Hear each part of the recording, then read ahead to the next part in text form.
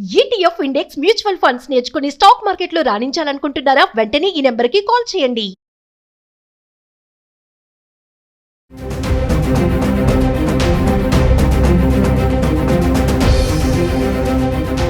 నమస్తే, welcome back to Suman TV. Present మనతో పాటు ఉన్నారు అనలిస్ట్ మందర్ కృష్ణారెడ్డి గారు. నమస్తే సార్. నమస్తే అమ్మా.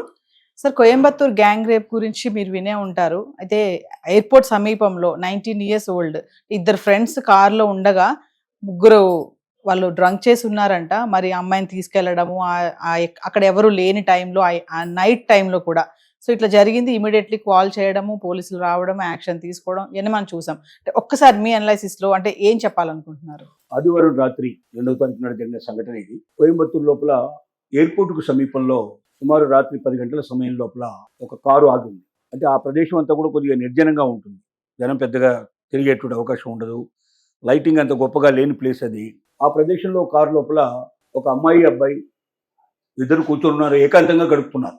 ఈ పరిస్థితిలో ఏమైందంటే ఒక ముగ్గురు యువకులు వాళ్ళు అక్కడికి వచ్చారు, ఆ ఏరియాకి వచ్చారు. ఆ కారులో వాళ్ళిద్దరూ కూర్చోవడం చూశారు. మరి వాళ్ళకి ఏ రకమైన ఆలోచనలు వచ్చాయో మనకు పూర్తిగా తెలియదు. కానీ వాళ్ళు వెంటనే ఆ అబ్బాయిని బెదిరించేసి వాడిని అక్కడి నుంచి పంపించేశారు. ఈ అమ్మాయిని లాక్కెళ్ళి రేప్ చేశారు. ఈ అబ్బాయి వెళ్ళినటువంటి అబ్బాయి ఏం చేశాడంటే వెంటనే పోలీసులకి ఇన్ఫర్మేషన్ ఇచ్చారు. పోలీసులు వెంటనే రంగంలో దిగారు. ఎందుకంటే ఆ ఏరియా అంతా కూడా పూర్తి బందోబస్తు ఉండేటువంటి, ఎందుకంటే ఎయిర్పోర్ట్కు దగ్గరగా ఉండేటువంటి ఎక్కువగా పోలీస్ ప్రొటెక్షన్ కానీ, అలాగే లోపలైతే ఎయిర్పోర్ట్ లోపలైతే మళ్ళీ గవర్నమెంట్ ఆఫ్ ఇండియాకి సంబంధించినటువంటి ఫోర్స్ అంతా ఉంటుంది. సో క్షణాల మీద రాగానే వెంటనే వాళ్ళు బయలుదేరినాక వచ్చారు. వచ్చే లోపలే జరగాల్సిన ఘాతుకం జరిగిపోయింది. వాళ్ళు పారిపోవడం మొదలుపెట్టారు. వాళ్ళకి అర్థమైపోయింది, పోలీసులు వస్తున్నట్టుగా అర్థమైపోయి వాళ్ళు పారిపోవడం ప్రారంభించారు. ఈ పారిపోతున్న వాళ్ళని పట్టుకోవడానికి 7 టీములుగా విడిపోయారు. మొత్తం టోటల్గా పోలీసు బృందాలు 7 టీములుగా విడిపోయి మొత్తం టోటల్గా వాళ్ళని సరెండర్ చేసి వాళ్ళు ఎక్కడికి బయటకు పోకుండా అన్ని వైపులా వాళ్ళు అటువైపు ఒకరు ఇటువైపు ఒకరు ఇట్లాగా మధ్యలో ఏ మాత్రం కూడా వాళ్ళు పారిపోవడానికి అవకాశం లేకుండా వాళ్ళు వెంబడించడం జరిగింది.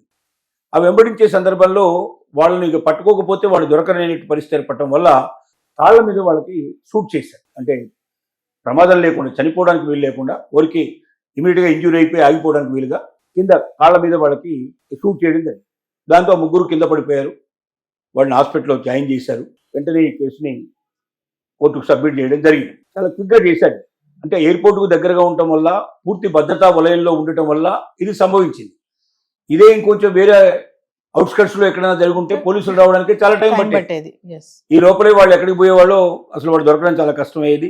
మళ్ళీ ఎంతకాలం పట్టేదో తెలియని పరిస్థితి ఏర్పడేది.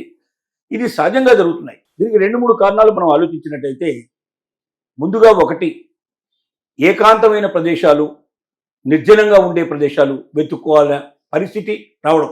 ఎవరైనా ఒక అమ్మాయి అబ్బాయి కలిసి మాట్లాడుకోవాలనుకున్నా, లేక ప్రేమను ఏదైనా చూపించాలనుకున్నా, మరి ఇంకేదైనా కార్యక్రమాలు చేసుకోవాలనుకున్నా, వాళ్ళకు ఇండ్లు, వాళ్ళు సరైన ప్రదేశం అనుకుంటే వాళ్ళకి ఏదైనా జనావాసం లోపల వాళ్ళు వెతుక్కొని వచ్చి అక్కడ కూర్చొని మాట్లాడుకుంటే, కలిసి ఉంటే, ఏకాంతంగా గడిపితే అది ఇలాంటి సమస్యలకు దారి తీయదు.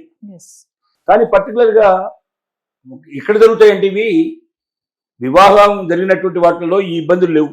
లేదా పూర్తిగా కన్ఫర్మ్డ్ అయిపోయి ఉండి పెద్దవాళ్ళ అనుమతితో ఏమైనా జరిగితే ఈ ప్రాబ్లమ్స్ రావు.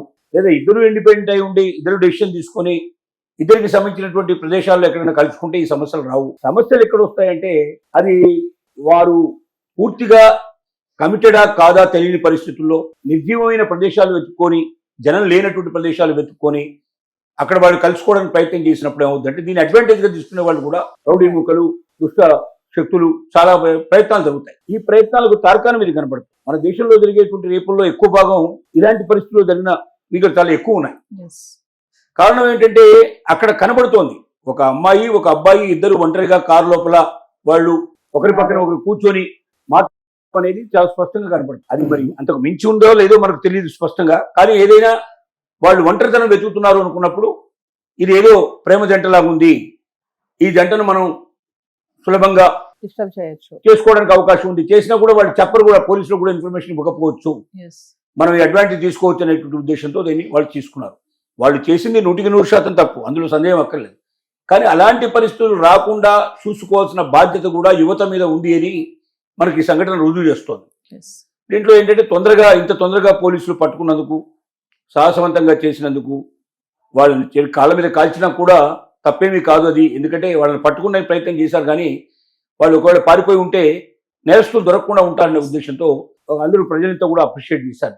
కానీ సమాజం దీని నుంచి నేర్చుకోకపోతే మాత్రం పాఠాలు చాలా కష్టం. స్వేచ్ఛ ఉండాలి, కానీ స్వేచ్ఛ ఎలా ఉండాలంటే సామాజిక కట్టుబాట్లకు ఉండేటువంటి స్వేచ్ఛ ఉండాలి తప్ప కట్టుబాట్లను పూర్తిగా తెంచుకొని సమాజానికి దూరంగా మనం వెళ్ళి మన స్వేచ్ఛను మనం అనుభవించాలని కోరుకోవడం కూడా కరెక్ట్ కాదు. అలాంటి సందర్భాల్లోనే ఇలాంటి సమస్యలు వస్తాయి.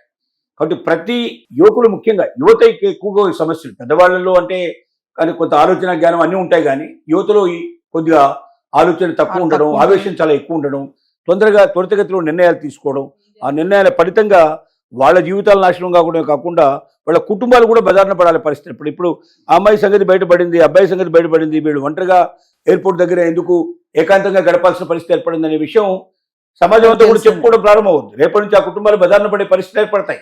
అంటే మీ తొందరపాటుతనం వల్ల మీ కుటుంబాలు కూడా బజార్లోకి వచ్చి ఏడ్చేటువంటి పరిస్థితులు ఏర్పడుతున్నాయి. కాబట్టి సమాజం దీన్ని ఒక పాఠంగా నేర్చుకొని, గుణపాఠంగా నేర్చుకొని భవిష్యత్తులో ఇలాంటి సంఘటనలు జరగకుండా చూడాల్సిన అవసరం ఉంది. పోలీసులు కూడా ఇలాంటి ప్రదేశాలకి ఎక్కువగా ఎప్పుడు పెట్రోలింగ్ అనేది కంటిన్యూస్ గా జరుగుతూ ఉండాలి. అక్కడ పర్టికులర్ గా పోలీసు ఉండకపోయినప్పటికీ వాహనాల్లో ఎప్పటికప్పుడు 24/7 వాళ్ళు తనిఖీలు చేస్తుంటే, ముఖ్యంగా రాత్రిపూట ఎక్కువగా వాళ్ళు అక్కడ తిరుగుతూ ఉంటే వాళ్ళని చూసైనా పారిపోవడానికి అవకాశాలు ఉంటాయి. ఇలాంటి ఏమైనా సంఘటనలు జరిగితే వెంటనే వాళ్ళు పట్టుకోవడానికి కూడా అవకాశాలు ఉంటాయి. Thank you sir.